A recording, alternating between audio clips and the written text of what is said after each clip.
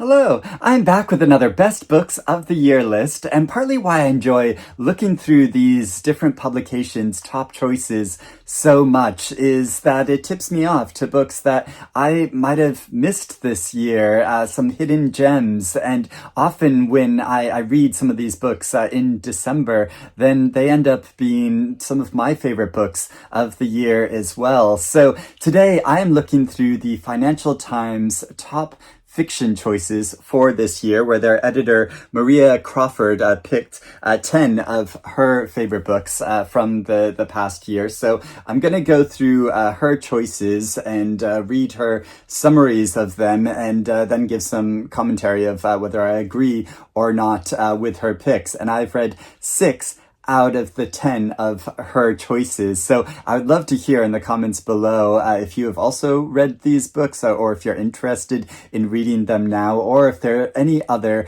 top fiction choices that you want to let me know about. So first off, she highlights Flashlight by Susan Choi. I had to make sure again that I didn't say the wrong word when you'll know what I was talking about if you followed all of my Booker coverage. And she says that Choi's Booker Prize shortlisted generational saga sweeps 50 years in 3 continents, but has at its center, chronologically and emotionally, the mysterious disappearance of a Korean academic from the coast of Japan in 1977.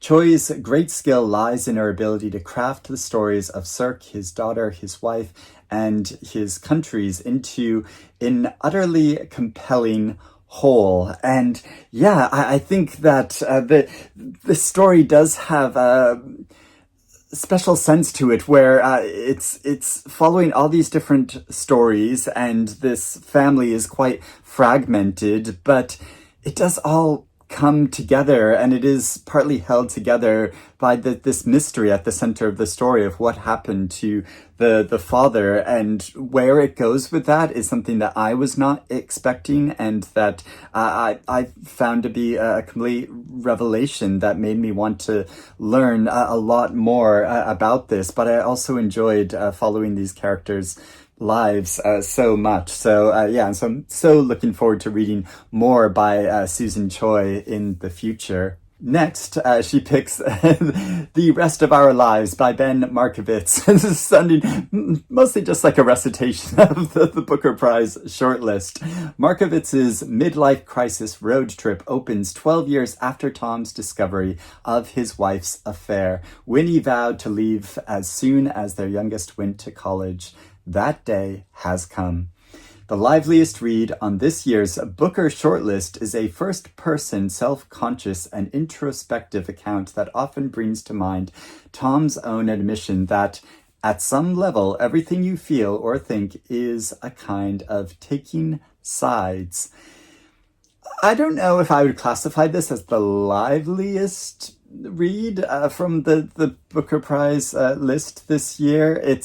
I mean, there are parts of it which are quite funny, really get to the human complexity of being caught in this sort of middle point of where you feel like you have to take sides in our society. But I just found the narrative voice of it so droning that there were sections of it where I often felt bored, rather than it feeling, alive and exciting to me. But, I've already talked about my feelings about this book quite a lot. Now, the next choice is Big Kiss, Bye Bye by Claire-Louise Bennett. In a stream of consciousness-style entries, an unnamed protagonist documents her move from an apartment in an unnamed city to a house in the countryside, but the real story, that which she returns to obsessively, is her unusual relationship with an older man, who tellingly is given a name. Bennett's innovative fictional voice is supremely successful at mirroring our most ruminative thoughts. And I've not read this yet, but it's reminded me about it. I have seen it before, but I just kind of forgot about it, because I've read Claire-Louise Bennett's previous fictions. She has another novel called Check Out 19, which, yes, was so innovative, and that had a really different narrative style to it. And she also has a short story collection called Pond. Such an interesting writer, and so I am so glad that she's highlighted this book. I need to pick up a copy of this, because maybe it'll end up becoming one of my favorites of the year as well. Flesh by David Szalay. Here we're back to the Booker list. We meet Istvan as a vulnerable teenager who is groomed by a neighbor with catastrophic consequences. A series of jump cuts follows the young Hungarian to England, where strokes of fortune lead him to seemingly impossible heights, yet each dramatic turn and downturn is rendered in Szalay's spare, almost playfully restrained prose. A deeply impressive novel and deserving winner of this year's Booker Prize for Fiction. And I completely agree with that. I found this so impactful as well. And it's so interesting thinking about that opening section and how Istvan as a young man is being groomed, and how the reader's response might be very different if this was a young teenage woman instead of a young man, and how our expectations about him and our thoughts about Istvan and his responses to things, how I think that is partly, it's often commented that this is a book about masculinity, but I think it's also about our own perceptions, what the reader brings to this narrative and story of our ideas of masculinity and our expectations about men, and our judgment of men, and how that affects our reading experience as well, which is just an interesting thing, I think, to think about, but also how it's just so extraordinary in the different islands of experience that we follow through Istvan's life, that some of the most dramatic parts of his life happen sort of off screen, in the in-between bits that were not actually given in the story. Next is a new to me book of Show Don't Tell by Curtis Sittenfeld. Sittenfeld's exquisitely paced short stories from the stomach-churning online shaming of white woman lol to reunion-triggered reflections on boarding school in Lost But Not Forgotten lay bare the hang-ups, preoccupations, and nostalgia of mostly middle-aged protagonists. This is only the author's second short story collection. She has published 7 novels, but her trademark wit and efficiency are a perfect match for the form. And I think it's so great that she highlights a book of short stories on this list. And I've never read anything by Curtis Sittenfeld, even though they published so much. I think this might be a good place to start with. I often find with authors that have, they've published like quite a few books, that it helps to read a short story collection by them, so I can get kind of a flavor for their work and style of writing and whether I gel with it or not. And then if I want to then, go and commit and read the novels. Next on the list, back to the Booker Prize, The Loneliness of Sonia and Sunny by Kiran Desai. The former Booker winner was one of the bookies' favorites to win again this year for her shortlisted tale of thwarted love between 2 young Indians in the U.S. Desai amplifies the experiences of Sonia Shah and Sunny Bhatia to tell a vast story of migration, family, belonging, and the loneliness that can stem from our attempts to respond to the expectations of others. And yeah, I agree. I mean, it's extraordinary how she sweeps you into the lives of these characters and their families, and following them through these periods of deep isolation and disconnection, but also moments of coming together. And often I think that is when the humor in this novel arises, in a lot of the dialogue and the humanity of these characters as they interact with each other and sometimes misunderstand one another and fail to fully appreciate everything that people in their family, people that they're connected to are going through. Now, not everything in this novel worked for me. There were some big sections towards the end that, I really questioned, although the actual ending itself I thought was really excellent. But a compelling novel all the way throughout, I think, even though it's hundreds and hundreds of pages long. The 11th Hour by Salman Rushdie. In Rushdie's first work of fiction since the 2022 knife attack that left him with life-changing injuries, his characters face the slow failing of the soft machine.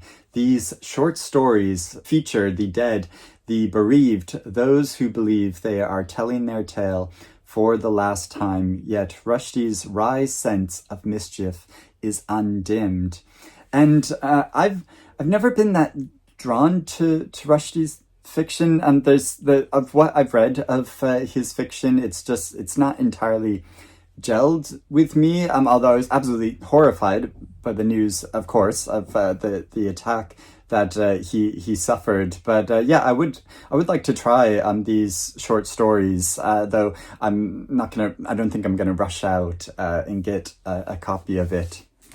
Next is Helm by Sarah Hall. The UK's only named wind is the unlikely protagonist of Hall's experimental, sardonic, suitably wild narrative. It's a brave move to personify and therefore contain such an unpredictable natural force, but Hall does so with brio. And Helm's setting, the Pennines in North England, sharpens the focus of a novel whose lesser human characters range from Stone Age visionaries to contemporary climate scientists. And I read this novel recently. I was completely swept up in it and the experience of it. I mean, I had to read it slowly as it flips between the focusing on the perspectives of these many different characters throughout the ages, as she indicates in there. But across that is the voice of this wind, this mischievous and quite pervy wind that is watching the events of human history and interfering with them and playfully messing with all of these humans in this area of the country. And I enjoyed it. I was so impressed by it, that she moves through so many different periods of history with such detail. Some of the sections didn't work quite as well for me, and so I had that thing partly of when it got back to certain character sections, I was like, wanted to kind of race through them, then to get back to some of the other characters that I preferred. But on the whole, I think it's such an impressive feat, as well as a really enjoyable experience. There were sections that I laughed aloud, that I admired, and that I really felt for. Shadow Ticket by Thomas Pynchon. Now, this has been appearing on quite a few lists. Hicks McTaggart is a Prohibition-era Milwaukee gumshoe who has been pressed into tracking down and bringing home Daphne Ermont, a cheese heiress on the run in Europe. Cue a wild ride of gangsters, gun-running, U-boats, and international dairy cartels. Will this be Pynchon's last novel? As with the 88-year-old's antic plots, we can never be sure, but let's hope there is more to come. And I've been on the fence about whether to read this or not. I've been I'm getting other people's Thomas Pynchon suggestions of what books I should read, because still the only book I've read by him is Crying of Lot 49. I do want to read more by him, especially because Mircea Cartarescu told me recently about how Pynchon is one of his favorite writers, and that inspired him so much. And I do like the sound of that plot. And I think even though Pynchon is at a very old age, but probably there are manuscripts, still like laying around in his house somewhere. So kind of like with Harper Lee, I expect that once he does die, that probably books by him will still be sort of coming out and published, and whether he wanted those manuscripts to be published or not, because it just seems to be the way with authors that, famous authors like this, that the publishers want to keep capitalizing on those books, don't they? And then the 10th and last book on this particular list is Dream Count by Chimamanda Ngozi Adichie. I have always longed to be known, truly known by another human being, says one of the narrators of Adichie's polyphonic tale of 4 women, 3 Nigerian, 1 Ghanaian, living in the US. This longing lingers and resurfaces through Dream Count, which is framed by a lockdown's obstacle to meaningful relationships. In fiercely intelligent writing, Adichie builds a convincing case for the power of female friendship. And yeah, there is a lot to enjoy in this novel. I found it very readable, very well written, and there were some fascinating sections to it, and characters, a really meaningful fictionalization of a real life horrific incident involving a rape and a court case that resulted from that. But I felt on the whole the novel didn't quite work for me, that it tried to take on too much, and so that's where I really struggled with the book. But then also reading about the author and controversy surrounding her, which led me to feel that I don't want to read Adichie's work anymore. So those are the 10 books on the list, and my thoughts about them. There are a couple from this list that I would like to read and hope to read before the end of the year. But I would love to know what you think about this group of books. Do you agree that they're also the top choices? She obviously very much agreed with the Booker Prize judges this year. Or are there any other fictional highlights for you this year that you want to let me know about? Tell me in the comments below. I hope you're doing well and reading good things. I'll speak to you again soon. Bye-bye.